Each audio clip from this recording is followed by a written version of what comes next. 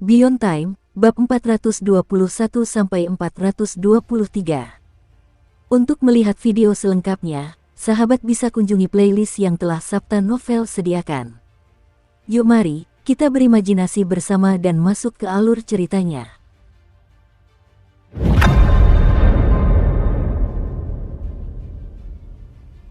Saat Su King merasakan aura itu mendekati perbatasan, dia berbalik dan melarikan diri dengan kecepatan tinggi. Itu adalah insting yang dia dapatkan setelah begitu banyak tugas besar bersama Kapten. Sir Mountain River, Wang Chen, dan The Sky Spirit tidak kalah lambatnya. Jelas mereka juga memiliki insting. Hanya Kong Xianglong yang tertinggal sebentar untuk mengucapkan kata-kata perpisahan itu. Tiba-tiba, Su King menyadari bahwa Kong Xianglong dan Kapten memiliki beberapa kesamaan. Perbedaannya adalah Kapten cenderung lambat karena keserakahan, sementara Kong Xianglong lambat karena ingin pamer. Su King menghela napas dalam hati, berpikir bahwa alangkah baiknya jika Kapten ikut dalam misi ini. Sayangnya, itu tidak mungkin, karena kelompok kecil ini jelas tidak mempercayai Kapten. Dan demikianlah, mereka melaju menembus malam hingga fajar. Pada saat itu, mereka sudah sangat jauh dari perbatasan, dan yakin bahwa tidak ada musuh yang mempertaruhkan nyawa untuk mengejar mereka. Karena kelelahan, mereka menemukan sebuah bukit berumput tempat mereka semua berbaring untuk mengatur napas. Malam itu sangat sibuk, dan pertempuran terakhir dengan Garda Hitam hampir menguras tenaga mereka sepenuhnya. Setelah mereka semua berbaring di rerumputan, mereka merasa lemas dan sama sekali tidak mau berdiri kembali. Itu termasuk Su King. Meskipun lukanya sudah sembuh, dia benar-benar kelelahan secara mental. Tuan Gunung Sungai mengumpat sedikit saat energi darahnya memudar, membuatnya merasa benar-benar kosong. The Sky Spirit tidak lagi dalam wujud iblisnya, dan terbaring di sana tampak terlalu lelah bahkan untuk bernapas. Wang Chen mengerang sedikit saat ia melukis tanda penyegelan di sekujur tubuhnya. Sepertinya jika ia lebih lambat lagi dalam melukis tanda penyegelan, ia akan berada dalam masalah besar. Kong Xianglong juga kesulitan bernapas. Meskipun begitu, dia tampak dalam kondisi sedikit lebih baik daripada yang lain. Melihat ke arah mereka, dia tiba-tiba tertawa. Sir Mountain River, The Sky Spirit, dan Wang Chen saling bertukar pandang, lalu mereka pun ikut tertawa. Tiba-tiba mereka merasa benar-benar bebas dari beban. Namun kemudian tawa mereka mulai membuka luka, dan mereka sedikit mengumpat, lalu terus tertawa lebih keras lagi. Su King ikut tertawa bersama mereka. Itu luar biasa, seru Kong Xianglong. Sambil melambaikan tangannya, dia mengeluarkan 5 botol minuman keras. Setelah membagikan botol kepada semua orang, dia mengangkat botolnya tinggi-tinggi. Su King mengangkat botolnya. Tuan Gunung Sungai, Wang Chen, dan Roh Senja mengikutinya. Ketiganya tidak lagi memandangnya seperti orang asing. Justru sebaliknya, bersulang. Mereka minum sepuasnya, lalu berbaring kembali dan tertawa lagi. Sambil terus minum, mereka teringat pada pemuda yang bermimpi menjadi seorang pendekar pedang ulung, dan tawa mereka berubah menjadi desahan haru. Dengan cara itulah waktu berlalu. Alkohol, tawa, dan desahan itu menyatukan mereka. Seringkali persahabatan terbentuk ketika orang-orang mengalami peristiwa dramatis bersama. Terutama peristiwa yang pada dasarnya adalah hal yang salah untuk dilakukan. Akhirnya, Kong Xianglong berdiri. Saat kita kembali, kita akan tamat. Tuan Istana pasti akan memenjarakan kita. Dan faksi Pro-Holy-Tide di kota akan menjelek-jelekkan kita, terutama klan Yao. Kurasa kita semua perlu bersembunyi untuk sementara waktu. Sambil menatap Su King secara khusus, dia melanjutkan, Su King, kau akan mengalami kesulitan yang lebih berat daripada kita semua. Percayalah, aku kenal Tuan Istana itu. Karena kau seorang sipir di divisi pemasyarakatan, dia pasti akan menghukummu lebih berat lagi. Kong Xianglong berkedip beberapa kali. Dia benar, Su King, kata Tuan Gunung Sungai. Kau benar-benar akan mendapat masalah. Wang Chen menghela napas dramatis. Meskipun begitu, Su King, kau selalu bisa berpikir seperti ini, sebagai sipir penjara, dikurung di divisi pemasyarakatan akan menjadi pengalaman yang luar biasa.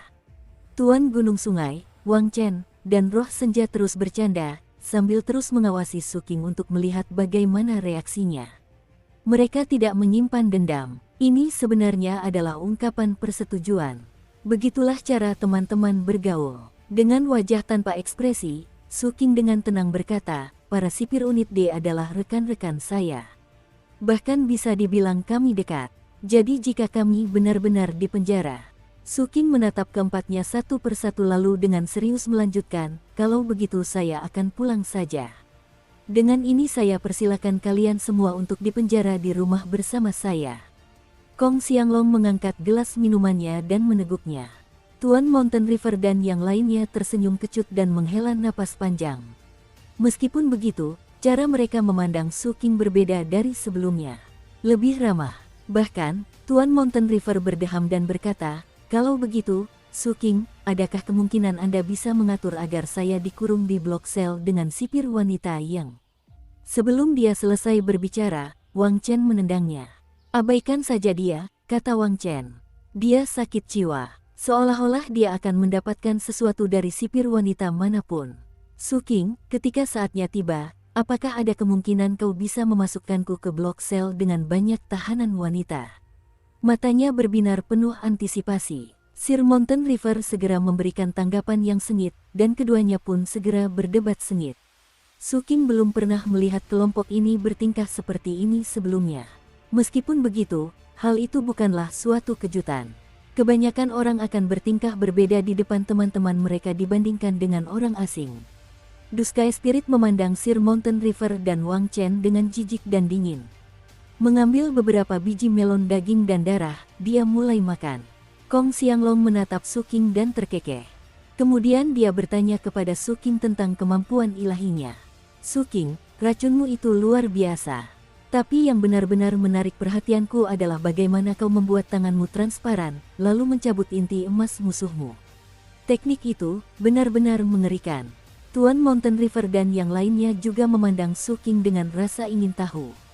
Su King tidak merasa perlu terlalu merahasiakan sesuatu, jadi dia mengulurkan tangannya ke depan dan membuatnya transparan agar mereka bisa melihatnya.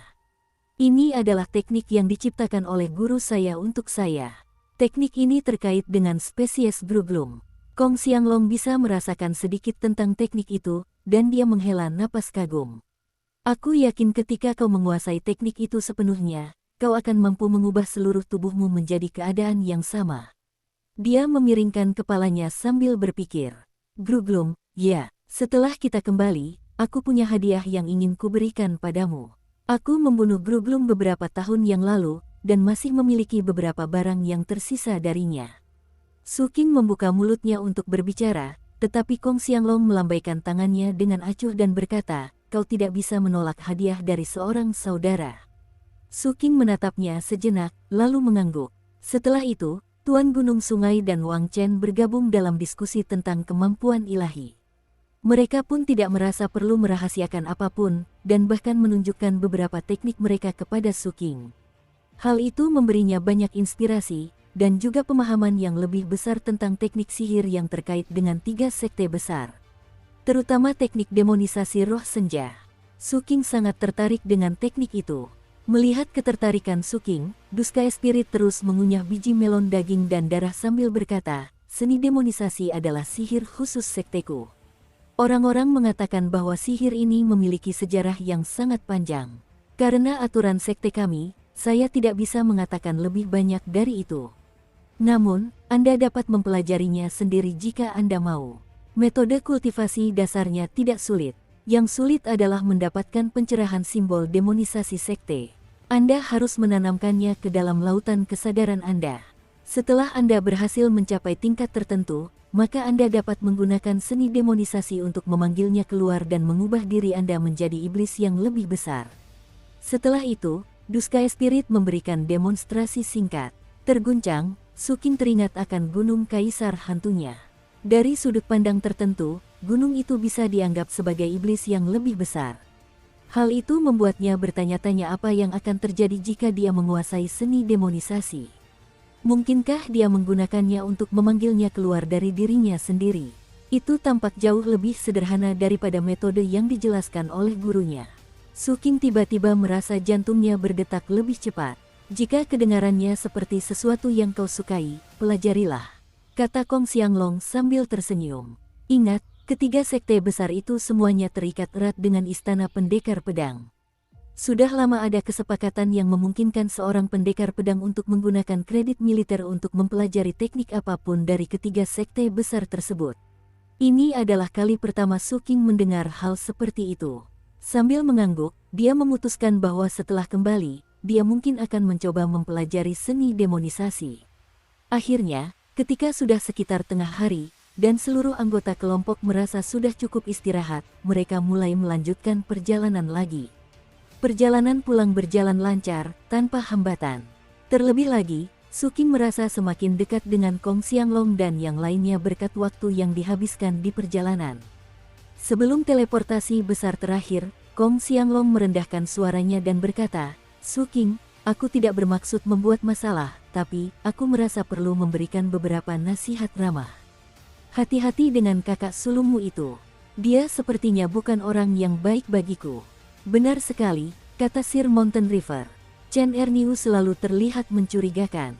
"Dengan cahaya 1 meter itu, saya sama sekali tidak akan terkejut jika suatu hari nanti dia berkhianat." Mendengar itu, Su Qing dengan tenang menjawab, "Aku dan kakakku telah melewati banyak situasi hidup dan mati bersama. Tidak ada orang yang lebih kupercayai selain dia." Kong Xianglong tidak berkata apa-apa lagi. Sambil meremas bahu Su Qing, dia melangkah ke portal teleportasi. Sesaat kemudian, cahaya terang berkilauan, dan mereka menghilang. Ketika mereka muncul kembali, mereka tidak berada di Istana Pendekar Pedang. Sebaliknya, mereka berada di sebuah lembah yang tidak jauh dari ibu kota kabupaten. Di lembah itu terdapat portal teleportasi jarak pendek yang dipasang di tempat persembunyian rahasia yang telah disiapkan oleh Kong Xianglong. Penggunaan portal yang lebih kecil ini adalah ide Kong Xianglong berdasarkan pengalamannya yang luas. Menurutnya, jika mereka berteleportasi ke kota menggunakan salah satu portal Istana Pendekar Pedang, akan ada catatan tentang hal itu. Tetapi portal yang lebih kecil akan memungkinkan mereka untuk kembali secara diam-diam. Dengan cara itu akan jauh lebih aman. Kemudian mereka dapat bersembunyi selama beberapa hari, dan ketika mereka muncul di depan umum, mereka dapat dengan jujur mengatakan bahwa mereka telah kembali untuk sementara waktu. "Aku membangun tempat ini secara rahasia," kata Kong Xianglong sambil terkekeh. Dan sampai hari ini, sebelum dia menyelesaikan kalimatnya, wajahnya berubah muram saat portal itu aktif dengan sendirinya. Sesaat kemudian, kelimanya menghilang, lalu muncul kembali di portal teleportasi di tengah istana Swordsage. Ketika mereka muncul, jantung mereka berdebar kencang saat melihat penguasa istana berdiri tepat di luar portal, matanya dingin dan ekspresinya muram. Penguasa istana sudah lama mengetahui tentang portal teleportasi yang menurut Kong Xianglong adalah rahasia. Dan dia telah menempatkan dirinya di sini menunggu mereka. Kong Xianglong mulai gemetar. Sir Mountain River, Wang Chen, dan Dusky Spirit semuanya tampak sangat merasa bersalah. Su Qing menunduk dan bersiap untuk dimarahi habis-habisan. Sebagai pendekar pedang, bukanlah hal kecil bagi mereka untuk menyimpang begitu drastis dari protokol misi. Saat waktu terus berlalu, dan Tuan Istana tidak mengatakan apapun, Su Qing sedikit mendongak dan melihat Tuan Istana mengamati mereka. Bahkan, hampir terlihat seperti dia sedang memeriksa apakah mereka terluka. Su Qing bukan satu-satunya yang menyadari hal itu. Yang lain, yang terkejut, juga melihat hal yang sama. Melihat kelima orang itu menatapnya, penguasa istana mendengus dingin. "Untuk apa kalian berdiri di situ? Kalian menghalangi orang lain untuk berteleportasi masuk. Pergi dari sini." Setelah itu, penguasa istana dengan dingin berbalik dan pergi. Tampaknya dia datang hanya untuk memeriksa apakah mereka terluka parah atau tidak. Dan rupanya dia lega mendapati mereka sehat walafiat. Aneh. Dia sebenarnya tidak menghukum kita. Dia peduli pada kita. Kelima pendekar pedang itu saling bertukar pandangan gembira, lalu bergegas keluar dari portal teleportasi dan pergi ke arah masing-masing. Sambil menghela napas lega, Su Qing melihat ke arah menghilangnya Tuan Istana. Tiba-tiba, Tuan Istana tidak tampak seaneh sebelumnya. Dengan pikiran itu, ia meninggalkan Istana Pendekar Pedang. Hampir pada waktu yang sama, Yao Yunhui dan Zhang Xiyun juga meninggalkan Istana Pendekar Pedang. Yao Yunhui tidak senang dengan posisi yang diberikan kepada putranya, dan telah berulang kali membuat janji temu dengan kakek sekte Zhang Xiyun untuk membicarakan situasi tersebut. Namun, kakek sekte Zhang Xiyun, pengawal kehormatan Sima, terus saja menunda pertemuan tersebut. Oleh karena itu, dia memutuskan untuk datang sendiri ke Istana Pendekar Pedang untuk berbicara dengannya. Setelah diskusi, dia dan Zhang Xiyun hendak pergi ketika mereka melihat Su Qing. Ketika Zhang Xiyun melihat Su Qing, kebencian terpancar di matanya. Namun, tanpa disadarinya, ibunya tiba-tiba tampak sedikit linglung ketika melihat Su Qing.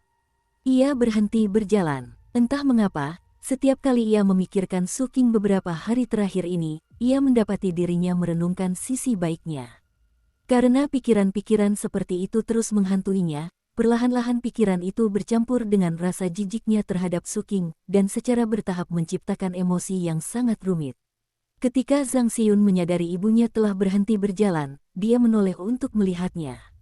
Melihat ekspresi wajah ibunya yang berubah-ubah, dia merasa khawatir. Ibu, Yao Yunhui mengenakan gaun kasa hitam yang kontras sempurna dengan kulitnya yang putih, dan benar-benar menonjolkan kecantikannya. Potongan gaun itu menonjolkan dadanya yang berisi dan kakinya yang panjang, membuatnya tampak sangat tinggi. Bahkan, meskipun dia berdiri di sana tanpa bergerak, dia tampak sangat menarik. Biasanya, wajahnya dingin seperti es, tetapi juga mengandung sesuatu yang hangat dan memikat. Saat ia menatap Su Qing yang berada agak jauh, perasaan campur aduk di hatinya membuatnya tanpa sadar bergumam, "Yuner, pernahkah kau menyadari bahwa Su Qing sangat mirip dengan ayahmu?" Sebuah getaran menjalari tubuh Zhang Xiyun, dan ekspresinya berubah-ubah dengan liar. Matanya membelalak saat gelombang kekaguman yang tak terlukiskan melanda dirinya. Rasanya seperti pikirannya disambar jutaan petir. "Apa yang barusan kau katakan?" serunya tiba-tiba. Yao Yunhui tersentak, menyadari bahwa ia telah mengatakan sesuatu yang aneh, wajahnya kembali dingin. Menyedihkan, benar-benar menyedihkan. Sambil mendengus dingin, dia berjalan pergi dengan ekspresi jahat di wajahnya. Gaunnya yang menempel pada lekuk tubuhnya dan berayun saat dia berjalan menarik perhatian beberapa pendekar pedang di sekitarnya. Melihat reaksi ibunya seperti itu membuat Zhang Xiyun menghela napas lega. Ini adalah pertama kalinya dalam hidupnya mendengar ibunya mengutuk ayahnya, benar-benar membuatnya merasa lega. Sementara itu, di ketinggian di atas ibu kota kabupaten, orang lain memperhatikan Su Qing meninggalkan Istana Pendekar Pedang. Orang itu adalah seorang lelaki tua. Rahangnya ternganga ketika melihat Su Qing, dan dia menggosok matanya. Kemudian jantungnya mulai berdebar kencang. Itu, betapa sialnya aku ini. Apa yang dilakukan si brengsek kecil itu di sini?" Itu adalah pemilik penginapan dari Jalan Plank Spring. Dia datang ke ibu kota kabupaten untuk membeli beberapa barang yang dibutuhkan Linger untuk warisannya. Dia tidak melakukan banyak hal selain membeli barang-barang yang diperlukan, dan sekarang sedang dalam perjalanan keluar, hanya untuk melihat Su Qing di kejauhan. Selain rasa tidak percaya, dia juga merasakan kebahagiaan yang luar biasa.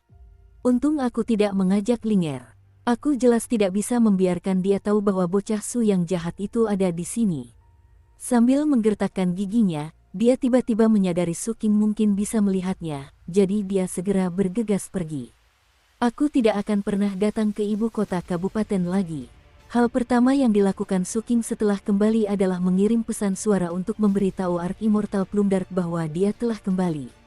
Saat koalisi sedang menuju ibu kota kabupaten, dia telah memberitahu Su Qing dan Chen Erniu bahwa mereka diharuskan melakukan itu. Lagi pula, setiap kali mereka meninggalkan kota, mereka akan menghadapi bahaya yang tak berkesudahan. Dan karena Ark Immortal Plumdark pada akhirnya bertanggung jawab atas sekte cabang, itu berarti dia adalah salah satu garis pertahanan utama bagi para pendekar pedang koalisi. Kembali ke paviliun pedangnya, ia meluangkan waktu untuk mengamati sekelilingnya sebelum masuk ke dalam. Ia hanya ingin memastikan tidak ada tanda-tanda bahwa ada orang yang mengintai atau memasang jebakan. Itu adalah kebiasaan yang telah lama menjadi naluri. Begitu masuk ke dalam, dia menarik napas dalam-dalam dan mengingat kembali semua yang terjadi selama misi. Dia menganalisis semua area di mana dia kurang mampu, dan memikirkan bagaimana dia bisa berbuat lebih baik. Saat dia selesai, hari sudah malam, dan dia duduk bersila untuk fokus pada istirahat dan pemulihan. Namun, dia tidak bisa berhenti memikirkan pemuda di tengah formasi mantra itu, yang terengah-engah. "Aku yakin ayahnya adalah agennya. Dan jika memang demikian, Su King tidak bisa tidak bertanya-tanya apakah sang ayah telah menelantarkan putranya, atau mungkin bahkan menggunakannya sebagai pengalih perhatian. Apakah ada orang lain yang bernasib sama seperti pemuda itu? Atau apakah agen itu menjadikan dirinya sebagai pengalih perhatian, dan diam-diam memberikan laporan intelijen kepada orang lain? Tidak ada cara bagi Su King untuk mengetahuinya dengan pasti. Setelah memikirkannya sejenak, dia menggelengkan kepalanya. Kemudian dia teringat kembali pada kultivator pengawal hitam 8 istana yang telah dia bunuh. Mengingat kemampuan bertarungku saat ini, aku mampu membunuh kultivator tingkat 8 istana dengan mengerahkan semua kemampuanku. Tapi jika itu kultivator tingkat 9 istana, itu akan jauh lebih sulit. 8 istana adalah batas bagi sebagian besar kultivator tingkat 4 api. Tentu saja, ada juga beberapa orang jahat yang tidak membuka lubang Dharma ke-121 mereka yang bisa mendapatkan 2 teknik kelas kekaisaran dan mungkin memiliki lampu kehidupan. Oleh karena itu, orang-orang seperti itu mungkin akhirnya mendapatkan kemampuan bertempur 9 istana. Namun selain mereka, sebagian besar kultivator yang mencapai batas kemampuan mereka di istana surgawi kemudian akan mencoba melangkah ke tingkat jiwa baru lahir. Mata Su King berbinar penuh pertimbangan. Mencapai level Naschen Soul bukanlah hal yang mudah, dan itulah mengapa sebagian besar kultivator Gold Core yang mencapai batas kemampuan mereka kemudian mulai mencoba membentuk Naschen Soul. Itu adalah proses yang sangat misterius dan mendalam, dan karena sangat umum bagi orang untuk tetap berada dalam keadaan itu untuk waktu yang lama, para kultivator menggunakan nama khusus untuk level tersebut. Mereka menyebutnya sebagai Half Naschen Soul atau Pseudo Naschen Soul. Berkat pertarungan yang baru saja dialaminya, Su King kini memiliki pengetahuan langsung tentang tingkat jiwa purba. Ini lebih kuat dari level 8 atau 9 istana. Bahkan jauh lebih dekat ke level 10 istana. Aku masih terlalu lemah. Aku perlu mempercepat kemajuan kultivasiku. Terlebih lagi, mungkin aku harus pergi ke sekte demonisasi kekosongan tertinggi dan mencoba mempelajari seni demonisasi mereka. Jika analisis Su King benar, seni demonisasi akan membantunya mewujudkan kaisar hantu di lautan kesadarannya. Aku penasaran seberapa besar peningkatan kekuatan yang akan kudapatkan saat kaisar hantu sepenuhnya terwujud. Sekadar memikirkan hal itu saja sudah membuatnya dipenuhi antisipasi. Semoga semuanya berjalan lancar. Jika ya, mungkin aku bisa mengubah salah satu istana surgawiku menjadi istana kaisar hantu. Batasku adalah 10 istana surgawi, dan aku sudah menyelesaikan 5 di antaranya. Itu berarti 5 sisanya harus mencakup istana pedang dan istana kaisar hantu. Itu berarti tersisa 3. Oh iya. Ada juga esensi hidupku, naga biru kehijauan. Bagaimanapun, hal yang paling mendesak untuk dipikirkan saat ini adalah cuti militer. Sebelumnya saya sudah meminta cuti setengah bulan, yang berarti saya masih punya waktu seminggu lagi. Tidak ada gunanya kembali bekerja lebih awal. Matanya berbinar saat ia memikirkan kredit militer yang dibutuhkannya baik untuk mempelajari seni demonisasi maupun untuk mengunjungi Gunung Fajar. Segalanya berkaitan dengan kredit militer. Aku seharusnya mendapatkan banyak kredit militer dari misi ini, tapi itu masih belum cukup. Su King mengeluarkan pedang komandonya dan mulai mencari-cari misi. Tak lama kemudian, dia menemukan beberapa misi perburuan hadiah di kota. Setelah memeriksa lukanya untuk memastikan kondisinya stabil, dia meninggalkan paviliun pedangnya dan pergi untuk mencoba mengumpulkan kredit militer. Hari-hari berlalu. Dia tidak pernah mendengar siapapun membicarakan misi besar yang telah dia jalani sebelumnya. Dia tidak tahu siapa agen sebenarnya, dan tidak tahu apakah agen itu telah berhasil diekstraksi dan dikembalikan ke kota. Tetapi tampaknya, misi itu telah selesai. Seminggu setelah kepulangannya, ketika ia sedang bekerja keras untuk mendapatkan kredit militer, ia menerima pesan mendesak dari divisi pemasyarakatan. Liburannya telah berakhir. Sekarang ia tidak bisa menghabiskan hari-harinya untuk menjalankan misi. Sebagai gantinya, ia melapor ke divisi pemasyarakatan saat fajar. Saat ia menuruni tangga di dalam divisi, ia merasakan hawa dingin yang familiar. Sesekali sipir unit D menyapanya saat ia lewat. Pikirannya masih terfokus terutama pada misi dan kredit militer. Kembali ke D132, dia mendorong pintu dan melangkah masuk. Para narapidana tampak sama seperti setengah bulan sebelumnya. Troll awan masih memakan tentakelnya sendiri. Wanita manusia itu masih berusaha membujuk orang-orangan sawah untuk tidur. Sir Inkwell mengucapkan selamat pagi dengan sangat ramah. Rock Devil berputar tanpa henti. Kepala itu berkedip, menghela napas, dan berkata, keadaan tenang selama setengah bulan penuh. Mengapa kau harus kembali? Seperti sebelumnya, Su King memeriksa semua narapidana, lalu kembali ke tempatnya di dekat pintu dan duduk. Saat ia duduk, ekspresinya berubah. Ia belum melihat anak laki-laki itu. Itu tampak tidak biasa. Berdasarkan ingatannya, ia tahu bahwa anak laki-laki itu selalu yang pertama muncul saat ia masuk ke dalam. Di mana aura takdirnya? Tanyanya, sambil menatap sel Sir Inkwell. Sir Inkwell menggenggam kedua tangannya dan menjawab dengan tenang, ada sesuatu yang salah dengan aura takdir. Aku belum melihatnya selama beberapa hari. Sambil mengerutkan kening, Su King berjalan melewati semua sel lagi untuk memeriksanya lebih teliti. Akhirnya, ia berhenti di depan sebuah sel tertentu. Di dalamnya ada seorang anak laki-laki, yang tampaknya kesulitan bernapas. Ia dipenuhi kotoran, dengan wajahnya yang belepotan. Pada saat yang sama, ia tampak sangat lemah. Jelas sekali kondisinya tidak baik, karena ia gemetar kesakitan. Saat menyadari kehadiran Su King, ia berusaha mengangkat kepalanya. Namun, ia begitu lemas sehingga bahkan tidak bisa membuka matanya. Meskipun begitu, ia tersenyum tipis, lalu mencoba berdiri. Rupanya, ia ingin melanjutkan rutinitasnya yang biasa, yaitu mengikuti Su King dan menjaganya tetap aman. Sayangnya, ia tidak memiliki kekuatan. Yang bisa ia lakukan hanyalah menatap Su King dan membuka mulutnya seolah ingin berbicara. Tidak ada kata-kata yang keluar.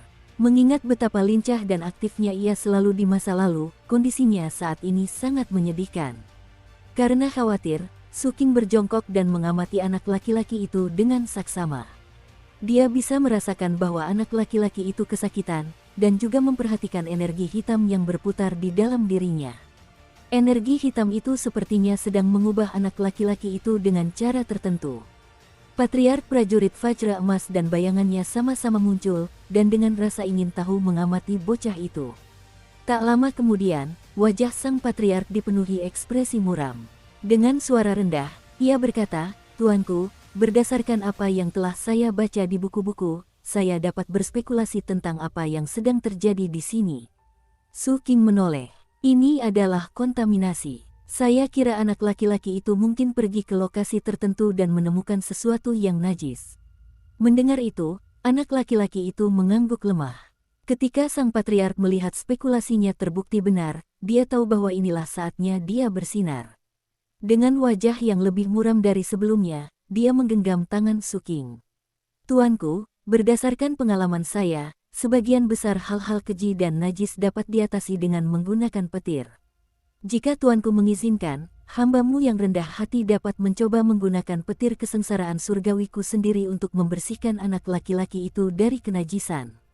Su King memikirkannya sejenak. Dia tidak tahu banyak tentang aura takdir, dan tidak tahu apakah ide patriark akan membantu. Kemudian dia memikirkan Tuan Istana. "Apakah Tuan Istana tahu tentangmu?" bisik Su King. Bocah itu mengangguk. "Apakah dia tahu tentang keadaanmu saat ini?" tanya Su King. Bocah itu mengangkat tangan dan memberi isyarat, tetapi Su King tidak yakin apa maksudnya. Pada saat itu, bayangan itu berbicara. "Sepertinya," kata penguasa istana, "tahu, dan membantunya," katanya, "untuk beristirahat akan baik-baik saja." Rupanya, sosok bayangan itu memiliki pengalaman menghadapi situasi seperti ini. Bocah itu mengangguk, lalu tampak dilanda rasa lemas, dan menutup matanya. Dukung terus channel YouTube Sabta Novel. Melihat betapa kesakitannya anak laki-laki itu, Su King meminta Patriark prajurit Vajra Emas untuk mencoba idenya. Saat sang Patriark mendapat izin, ia melambaikan tangannya, menyebabkan kilat merah muncul. Dengan hati-hati mendekati bocah itu, ia melepaskan satu sambaran kecil kilat kesengsaraan surgawi. Ketika kilat itu memasuki tubuh bocah itu, ia gemetar dari ujung kepala hingga ujung kaki. Pada saat yang sama, energi hitam di dalam dirinya sedikit memudar. Melihat bahwa itu efektif, sang patriark menambahkan lebih banyak kilat. Tak lama kemudian, energi hitam itu menghilang dengan cepat, dan kelemahan bocah itu berubah kembali menjadi kekuatan. Itu bukanlah penyembuhan total, pada akhirnya, masih ada sedikit energi hitam di dalam dirinya. Namun, efeknya sangat berkurang. Selain itu, hal itu sangat membantu mengurangi rasa sakit. Akhirnya, anak laki-laki itu kembali berdiri, berjalan mengelilingi Suking dan tersenyum bahagia. Mengingat masih ada sedikit energi hitam di dalam diri anak laki-laki itu, Suking merasa ada lebih banyak hal yang terjadi daripada yang dia pahami. Tetapi karena penguasa istana menyadari situasinya, Suking tahu bahwa hal itu melampaui kemampuannya untuk benar-benar menanganinya. Dia benar. Keesokan paginya ketika dia tiba di D132, anak laki-laki itu sudah kembali normal sepenuhnya. Energi hitam itu telah hilang, dan dia bersemangat seperti biasanya. Setelah semuanya kembali normal, Suking menghabiskan hari-harinya di tempat kerja dan malamnya melakukan misi untuk mendapatkan kredit militer. Meskipun saldo kredit militernya terus bertambah, ia masih belum memiliki cukup uang untuk apa yang ingin dilakukannya. Namun suatu malam ketika sedang menjalankan misi, ia menerima pesan suara dari Kong Xianglong. "Suking, apakah kau berada di paviliun pedangmu? Jika ya, aku bisa mampir. Kredit militer kita untuk misi ini sudah masuk." Semangat Suking kembali pulih. Tak lama kemudian, dia berada di pintu masuk paviliun pedangnya, menyaksikan Kong Xianglong terbang di atasnya. Begitu melihat Suking, Kong Xianglong tertawa terbahak-bahak. Sambil melemparkan sebuah tas kepadanya, dia berkata, ada dua hal di dalamnya. Yang pertama adalah tanda terima kredit militer. Aku sudah memverifikasinya. Yang perlu kau lakukan hanyalah menambahkannya ke pedang komandomu. Hal lainnya adalah hadiah yang kusebutkan tadi. Beberapa hari terakhir ini aku memikirkan gaya bertarungmu. Aku merasa jika kau menambahkan lebih banyak mutagen ke tangan Gruglummu itu, mungkin akan jauh lebih efektif. Gruglum juga termasuk ras non-manusia, jadi jika kau melakukan itu, kau perlu menyeimbangkan mutagennya dengan benar. Ini hanya saran, cobalah jika kau pikir itu mungkin berhasil. Baiklah, cukup sampai di sini. Aku harus pergi ke divisi pemasyarakatan sekarang. Tuan istana memanggilku, jadi aku tidak punya pilihan selain pergi. Sambil menghela napas, Kong Xianglong mengatupkan tangannya untuk pergi. Suking mencoba membujuknya untuk tinggal sedikit lebih lama, tetapi meskipun ia terus membujuk, Kong Xianglong segera pergi. Saat pergi, Suking menyatukan kedua tangannya dan membungkuk dalam-dalam, merasa sangat berterima kasih di dalam hatinya. Kembali ke dalam paviliun pedangnya, dia membuka tas penyimpanannya dan menemukan bahwa memang ada dua benda di sana. Salah satunya adalah slip giok verifikasi kredit militer. Yang lainnya adalah bongkahan es biru. Es itu adalah perwujudan dari teknik sihir, dan di dalamnya tersegel sebuah hati. Hati itu semi-transparan, dan jika dilihat lebih dekat, jelas sekali hati itu tidak sepenuhnya mati. Ada sedikit kekuatan kehidupan di dalamnya. Mata Suking menyipit saat menyadari itu adalah jantung Gruglum. Suking sama sekali tidak asing dengan Gruglum. Dia pernah menangkap satu Gruglum hidup-hidup, dan akhirnya mengasimilasinya. Faktanya, fondasi itulah yang memberi guru ketujuh inspirasi awal untuk seni perebutan Dao Gruglum. Mengasimilasi Gruglum itulah yang memberi Suking landasan yang kokoh untuk mengembangkan seni perebutan Dao Gruglum. Master ketujuh kemudian mengambil inspirasi dari jari-jari yang dikembangkan oleh Huang Yikun dari Sekte Ketenangan Kegelapan. Ditambah dengan jantung Gruglum dari Shimaru dari rumah pemburu Grue, serta teknik merebut Dao dari berbagai sekte kecil, Master ketujuh telah mengumpulkan semua yang dibutuhkannya untuk menciptakan seni perebutan Dao Gruglum. Secara teori, jantung Gruglum lainnya seharusnya membuat seni perebutan Dao Gruglum menjadi lebih kuat. Sayangnya, Gruglum adalah spesies langka. Dan pada titik ini, Gruglum tingkat dasar tidak akan banyak berguna bagi Suking. Dia membutuhkan jantung Gruglum inti emas.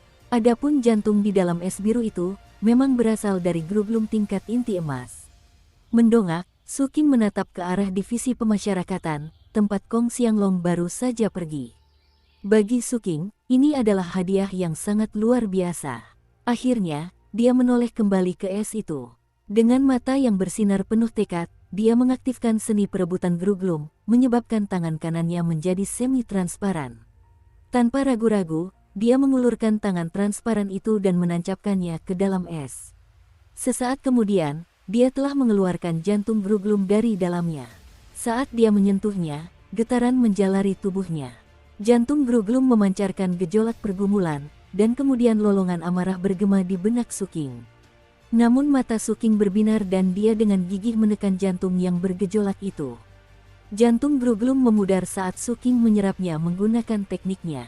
Tiba-tiba, sejumlah fragmen ingatan muncul di benak Suking, berputar-putar seperti badai. Itu adalah kenangan-kenangan yang berserakan dari siapapun pemilik jantung Groglum ini sebelumnya. Mereka mengandung kegilaan dan pembangkangan, dan mereka menghantam lautan kesadaran Suking. Namun, Suking mendengus dingin, dan kaisar hantu di lautan kesadarannya bersinar terang. Sesaat kemudian, fragmen-fragmen ingatan itu hancur menjadi awan yang kemudian perlahan menghilang menjadi ketiadaan. Suking tetap mengaktifkan seni perebutan Dao Groglum miliknya sepanjang waktu. Lambat laun, teknik semi-transparan itu tidak hanya terbatas pada tangan kanannya. Tangan kirinya juga berubah. Setelah sekitar 1 jam berlalu, dia menarik napas dalam-dalam dan mengangkat kedua tangannya. Kedua tangannya kini semi-transparan. Lain kali dia menggunakan seni perebutan Groglum pada musuh, itu akan jauh lebih mudah, dan dia akan dapat mengambil inti emas dengan jauh lebih mudah. Melihat kedua tangannya dengan puas, dia teringat kembali pada apa yang dikatakan Kong Xianglong tentang mutagen. Kurasa aku bisa mencobanya, gumamnya. Namun, sepertinya itu tidak pantas. Itu sama saja seperti memberitahu semua musuhku bahwa aku mahir dalam ilmu racun dan bahwa aku paling efektif ketika racun tersebar di mana-mana. Mungkin tidak apa-apa jika dilakukan sesekali, mungkin hanya sebagai pengalih perhatian. Jika orang-orang fokus pada tanganku, mereka mungkin tidak akan langsung menyadari racunku. Saat Suking sedang memikirkan apa yang harus dilakukan, slip giok transmisinya bergetar dan sebuah pesan suara masuk. Pesan itu dimulai dengan desahan panjang, lalu ia mendengar suara pahit sang kapten. "Oh, betapa pelin-pelannya kau, King kecil." Suking sangat terkejut. "Aku tahu kau suka merayu wanita lalu meninggalkannya begitu saja. Tapi aku kakak tertuamu, kau tidak bisa memperlakukanku seperti itu. Kita sudah membuat kesepakatan sebagai saudara. Kita seharusnya berkeliling dunia bersama. Tapi pada akhirnya, kau serahkan semua kerja keras padaku." Kepahitan sang kapten benar-benar terpancar dari gulungan giok itu, memenuhi paviliun pedang Suking. "Kakak tertua." Suking ragu sejenak, dan hendak melanjutkan pembicaraan ketika kapten kembali menghela napas. "Seandainya aku tidak bekerja di cabang catatan prestasi, dan kebetulan melihat bahwa kau mendapatkan banyak kredit militer, maka aku tidak akan pernah tahu, tidak apa-apa, adikku. Sebagai kakak tertuamu, aku harus mengucapkan selamat. Aku berharap kau dan Kong Xianglong hidup bahagia dan panjang umur bersama." Suking bisa merasakan bahwa kakak sulungnya benar-benar sedang mengarang cerita. Dan ketika itu terjadi, biasanya itu berarti dia menginginkan sesuatu. "Persediaan batu spiritualmu hampir habis, kakak sulung?" tanyanya dengan tenang. Kapten itu mendengus dingin. "Apakah itu yang kau pikirkan tentang kakak sulungmu, King kecil? Apakah kau pikir aku ini orang seperti itu?" "Baiklah, kakak sulung, karena kau tidak membutuhkan batu roh, lupakan saja apa yang kukatakan tadi." Hei, jangan seperti itu." "Oke, baiklah, aku memang butuh beberapa batu roh. Masalahnya, butuh banyak uang untuk membeli laporan intelijen. Tapi jangan khawatir, King kecil, uang itu dihabiskan dengan bijak." Kapten tertawa kecil karena malu. "Dengarkan aku. Setelah aku menyelesaikan semua pengaturan akhir, kau dan aku akan sukses besar. Kau bisa pergi keluar dan mempertaruhkan nyawamu dalam misi selama 10 tahun dan tidak akan mendapatkan keuntungan sebanyak yang akan kau dapatkan dari pekerjaan ini. Dan itulah mengapa aku membutuhkan dukunganmu, adik junior." Suara sang kapten dipenuhi dengan rasa puas sekaligus kerinduan akan masa depan. Suking sebenarnya agak penasaran. Mengenal kapten seperti yang dia kenal, dia merasa bahwa pekerjaan itu mungkin akan sama menakjubkannya seperti yang kapten ceritakan. Tetapi pekerjaan itu juga akan sangat berisiko. Setelah mempertimbangkannya, dia memutuskan untuk mendukung kapten dengan batu spiritual. Lagi pula, dia punya banyak batu spiritual yang bisa disisihkan akhir-akhir ini, yang kurang hanyalah kredibilitas militer. Dia bertukar beberapa pesan lagi, dan mencoba mengatur pertemuan dengan kapten untuk mentransfer dana, atau meminta kapten datang. Tetapi kapten sedang sibuk dengan sesuatu dan mengatakan dia tidak punya waktu saat ini. Mereka berdua sepakat untuk bertemu di sekte demonisasi Void tertinggi keesokan harinya. Pada saat yang sama, Suking memberitahu kapten tentang bagaimana para pendekar pedang dapat menggunakan kredit militer untuk mempelajari teknik dari 3 sekte besar. Kapten langsung tertarik. Kau bisa melakukan itu. Kenapa aku belum pernah mendengarnya?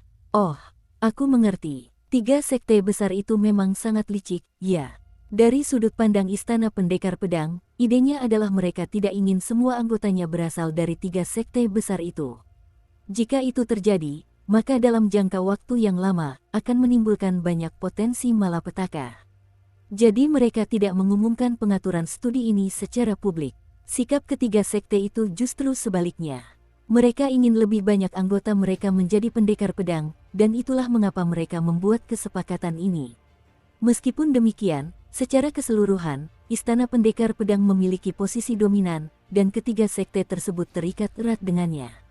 Itulah mungkin alasan mengapa ketiga sekte tersebut telah ada begitu lama. Setelah mendengar analisis Kapten, Suking mengangguk setuju. Apa yang dikatakan Kapten masuk akal.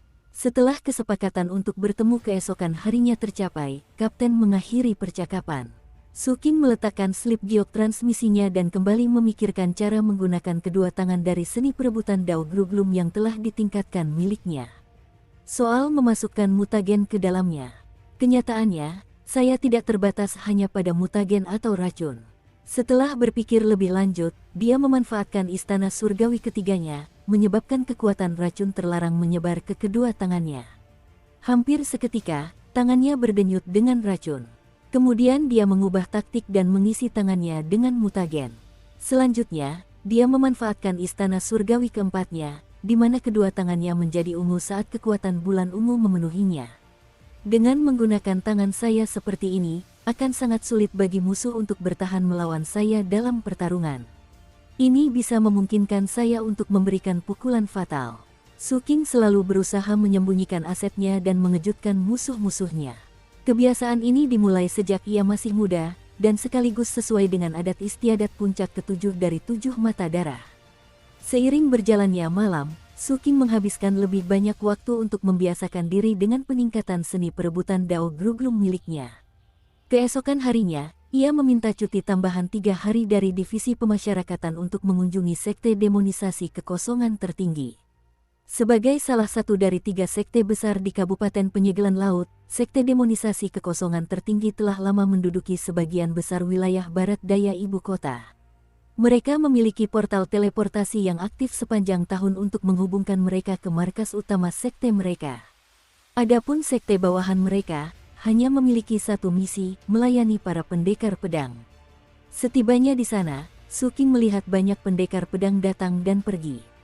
Kapten sudah berada di sana menunggu, berjongkok di dekatnya sambil memakan apel. Ketika melihat Suking, dia melambaikan tangan. "Kemari, King kecil." Suking berjalan mendekat. Kapten melemparkan sebuah apel kepadanya. Suking menangkapnya dan menggigitnya. Kemudian dia menyerahkan beberapa catatan spiritual kepada Kapten. Kapten tampak sangat gembira ketika melihat catatan-catatan spiritual itu.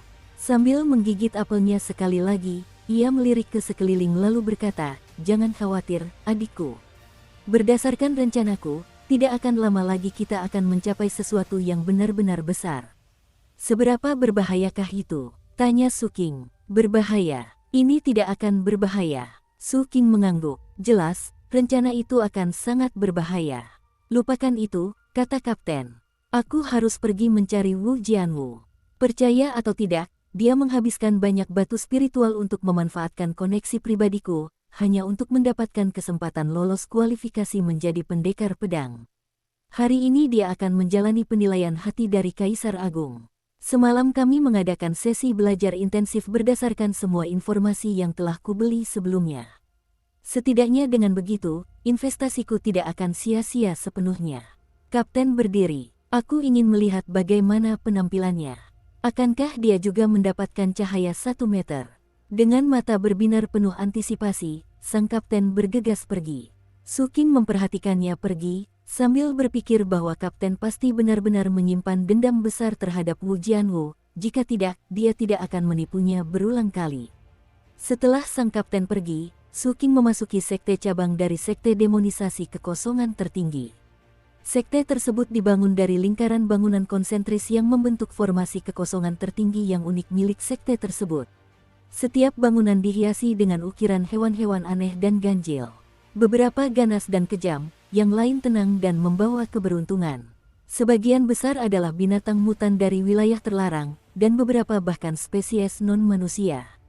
Berdasarkan pemahaman sekte demonisasi kekosongan tertinggi, semuanya dapat menjadi subjek demonisasi.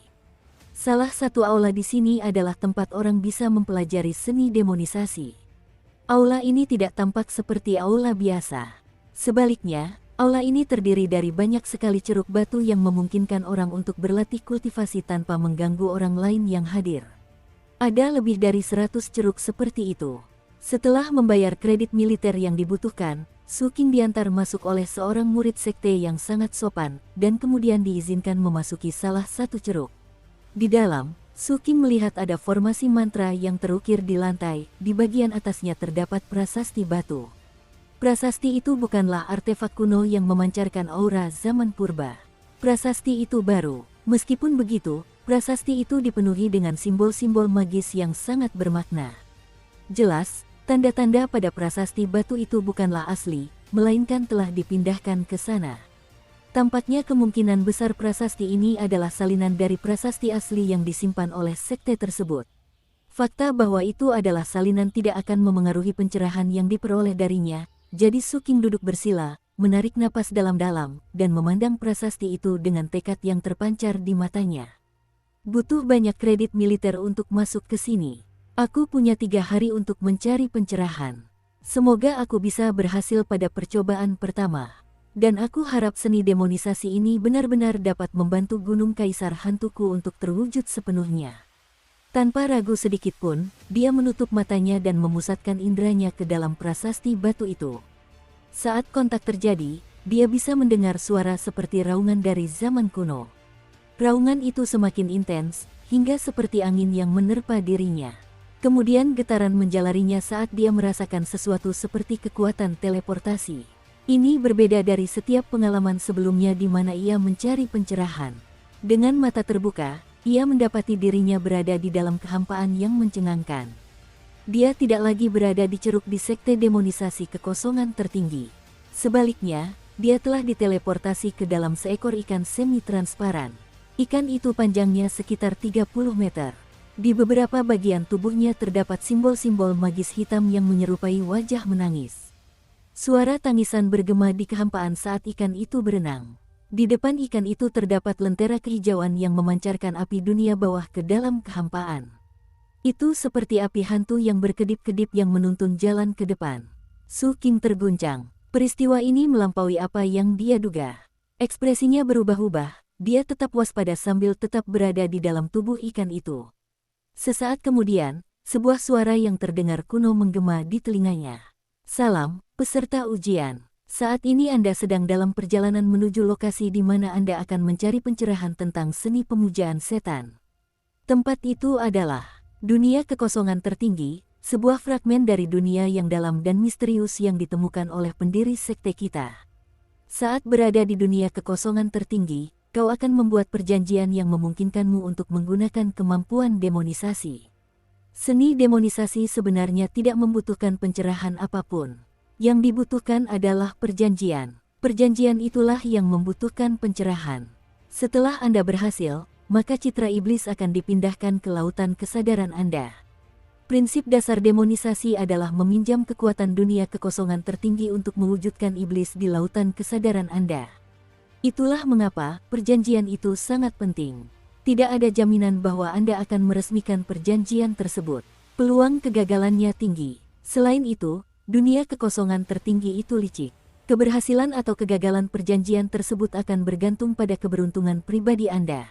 Ingat, ini adalah rahasia sekte kita, dan tidak dapat diungkapkan kepada orang luar. Siapapun yang melanggar aturan itu akan dihukum. Terlepas dari apakah kamu berhasil atau tidak, kamu selalu dapat memanggil ikan ini untuk kembali dari dunia kekosongan tertinggi. Dan dengan itu, saya mengucapkan semoga sukses. Mata Suking berbinar. Dia tahu bahwa suara itu tidak berbicara kepadanya secara khusus. Melainkan, itu adalah pesan standar yang diterima semua orang. Saat dia merenungkan situasi tersebut, matanya menyipit. Di kejauhan, dia melihat sesuatu yang tampak seperti patung batu raksasa berbentuk Cyclops. Di dada patung itu terdapat rongga yang menembus seluruh tubuhnya. Fitur wajah patung itu tidak jelas, tetapi mulutnya terbuka lebar dan tampak seperti pintu masuk ke dunia lain. Ikan tempat Suking berada bergerak cepat menuju patung itu. Begitu berada di depannya, ikan semi-transparan itu berkedut sambil memuntahkan gelembung. Di dalam gelembung itu terdapat Suking. Ketika gelembung itu memasuki mulut patung, Suking melihat dunia lain yang melampaui apapun yang bisa dia bayangkan. Tempat itu dipenuhi kabut, dan di dalam kabut itu terdengar bisikan-bisikan yang memberikan kesan menyeramkan dan mengerikan. Melayang tepat di depan Suking adalah sebuah benda putih yang sangat besar. Saat Suking mengamati benda putih itu, ia melihat bahwa benda itu tertutup banyak lipatan yang hampir menyerupai gelombang. Akhirnya, benda itu terlihat sepenuhnya. Sungguh menakjubkan, itu adalah otak raksasa. Tidak hanya tertutupi oleh banyak lipatan, tetapi juga memiliki alur sentral yang memisahkan bagian depan otak dari bagian belakang.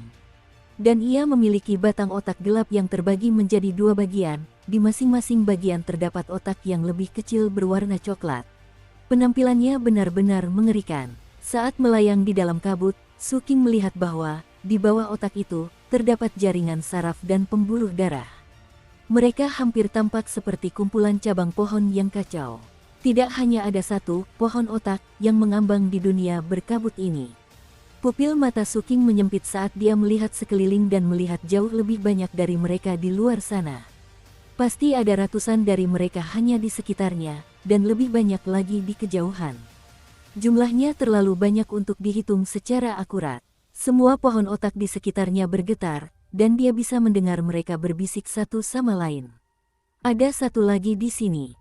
Set, jangan berisik, nanti dia takut dan lari. Ada satu lagi di kejauhan. Aku penasaran apakah mereka saling kenal.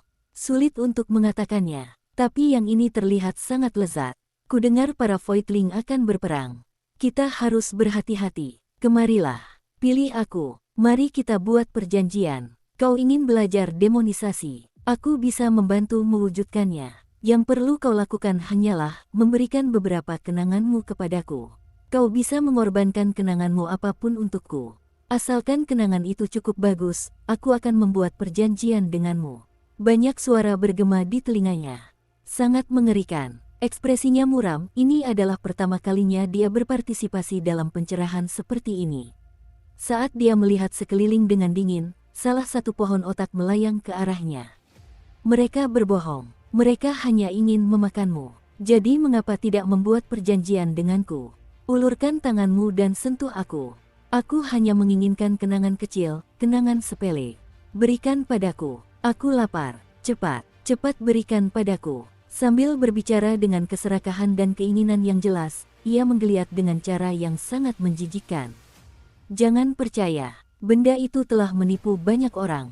Terakhir kali benda itu memakan salah satu temanmu hidup-hidup. Orang yang kehilangan ingatannya lupa untuk membuat perjanjian. Benar sekali, ini sangat licik. Pilih aku. Aku hanya ingin makan sedikit. Berikan padaku. Padaku. Pilih aku. Aku sangat lapar. Aku ingin makan. Jika kau tidak memberikannya padaku, aku tidak akan membiarkanmu pergi. Suara-suara itu semakin keras saat puluhan otak melayang ke arah Suking, mengelilinginya, semuanya mengungkapkan kerinduan yang bercampur dengan kebencian dan keserakahan yang terang-terangan. Suking teringat kembali apa yang dikatakan suara itu kepadanya sebelum dia memasuki tempat ini. Tempat ini adalah pecahan dari sebuah dunia, dan Anda perlu membuat perjanjian untuk menggunakan seni demonisasi. Rupanya, untuk memformalkan perjanjian itu, Anda harus memberikan beberapa ingatan kepada salah satu pohon otak ini untuk dimakan. Jika otak tersebut puas, perjanjian akan dibuat. Tentu saja, apa sebenarnya arti puas terserah pada otak yang cerdik. Kenangan, ya, mata Suking menyipit saat ia mengidentifikasi otak terbesar dan paling jahat di antara semuanya. Aku memilihmu, katanya sambil mengulurkan tangannya. Otak yang menggeliat itu mendekat dan menyentuh tangannya. Jadi, ingatan mana yang akan kau berikan padaku? Saat kata-kata itu bergema, sebuah kehendak jahat dan serakah menjangkau pikiran Su King. Namun, kehendak itu tidak bisa begitu saja mengambil apapun yang diinginkannya. Ia membutuhkan Su King untuk memberikan ingatan itu secara cuma-cuma. Dengan tatapan dingin, Su King berkata pelan, "Aku akan memberimu ingatan dari saat aku terbangun di D132. Aku tidak ingat itu. Jadi mari kita lihat apakah kau bisa mengingatnya." Selamat menikmati. Sesaat kemudian, Su King bisa merasakan melalui tangannya bahwa otaknya bergetar.